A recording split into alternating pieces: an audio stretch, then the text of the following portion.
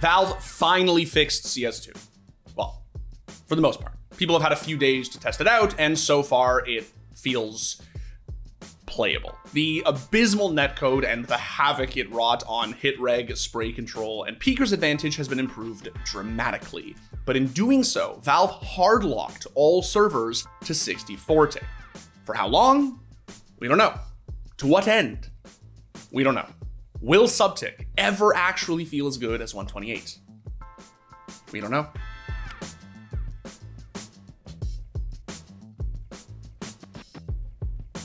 All right, so before we start smack talking tick rates, a friendly reminder to check out our fantastic series, Into the Dark. We partnered up with our friends over at Kraken to produce some next level storytelling about esports' most revered risk takers. Counter-Strike fans will surely rejoice at our Simple and Twists episodes, which I got to be a part of, so check them out.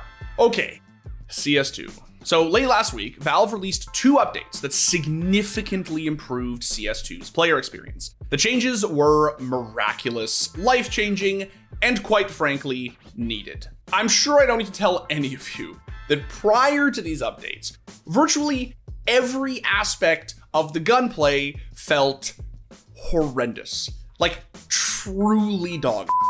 Even when you did pop off, it didn't feel good. There's coming down. Oh, he doesn't need it. So why did you keep? Guys, one more low. Woo! Good. There it is, baby. The worst part is that from what I and many others understand, it wasn't because of the engine. It was because of the netcode. The community was very quick to blame the so-called sub-tick infrastructure that Valve started hyping up way back in March, since it felt significantly worse than CSGO's existing third-party 128 tick infrastructures. Now the tick rate no longer matters for moving and shooting, so the server will know the exact moment you fired your shot, jumped your jump, or peeked your peek, and the server will calculate your precise actions between ticks. So what you see is what you get. So that was a f***ing lie. Memes aside, I do think it's worth taking a second to stop and just earnestly ask, what exactly is subtick? Because if the last couple of weeks have taught me anything, it's that the answer to that question isn't actually all that clear. According to Valve, it's this less than a tick system that improves upon CSGO's previous 64 tick servers. Except it didn't. At all. Don't get me wrong, CSGO's 64 tick servers were always floaty and felt sort of bad and were rightly maligned, but up until a couple of days ago, CS2's servers felt infinitely worse. Not only was the game outright unplayable on high ping, but spraying, hitreg, and peeker's advantage were in the and, let's just say, it got on a fair number of people's nerves.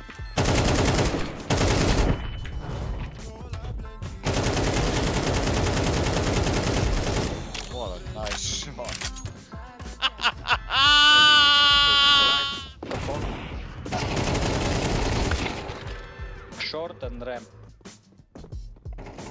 What is this spray? Myself included. Please just die. Please just die. I hate the spraying. I hate the spraying so much. Please just die.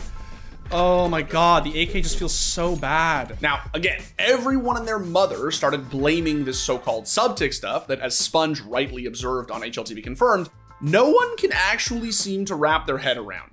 Subtick is just what CS2 exists upon when we play on the server, but there's still these variables that are representative of a 64 tick or 128 tick experience. Now, this is where I wish I knew more about everything that goes into servers and all of this. It feels like nobody really actually knows. That's the problem. Like, even from all the leakers and people who like claim to have some sort of knowledge, they disagree about what it actually means. Isn't it the amount of checks? It's the amount of checks that are happening in a period of time, right? So like a tick, like when something happens on an exact, I'm an idiot. But I'm so sorry. Please don't. There's going to be YouTube videos of people going, look at this idiot talking about exactly something problem, no idea about. Yeah. It really does feel as if subtick has sort of become this like abstract, philosophical, pseudo-religious concept that people tell you they understand until they have to explain it to you, and then it sort of becomes this circular, recursive thing of just, well, it's subtick, you see, so it's less than a tick. And then you ask what that is, and they just go back to saying, well, it's below tick, right? And then you just find yourself in this place of like, wait, why is it that we couldn't just have 128 tick across the board? Like, why is it we had to split the fucking tick at the atomic level so that I could click a mouse and just have it work? Anyway, look, I sure as shit have no idea what any of this subtick stuff means, but then again, I am not particularly technologically savvy when it comes to any sort of networking stuff. Other, more intelligent people, like data miner Gabe Follower, explained how both MM and Faceit were making use of subtick, but only for certain in-game events. And the issue was that it wasn't evident which events were using which infrastructure. What this meant, apparently, is that there should have been little to no difference between Faceit and MM, even though everyone who'd played CS2 on Faceit said it felt noticeably better. Another word you've probably heard being thrown around these past couple of weeks is interpolation.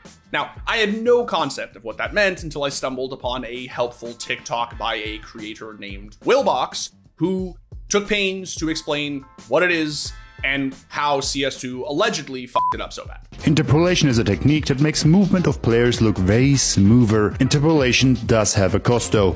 It adds a bit of delay. In CSGO that delay was about 30 milliseconds. That means basically the ping of everyone increased by 30, which is preferable to playing against this choppy mess. In CS2 though, Valve bumped up the interpolation way too high, increasing the delay from 30 milliseconds to 200. That is 6 times slower. And of course, people said you'd be able to rectify said issues by inserting a handful of commands into your console, which, as it turns out, was complete and utter baloney. The reality is that none of us seem to have a very clear idea as to why CS2 felt like shit, only that it felt like shit. And I want to be clear, it felt like shit. The peeker's advantage was undeniably awful and gave way to this sort of swing or be swung upon meta where you had to execute fools or just be executed. Opping was laughably bad, and you just couldn't take a fair or even advantageous gunfight with a rifle and be confident that you would win. You just couldn't.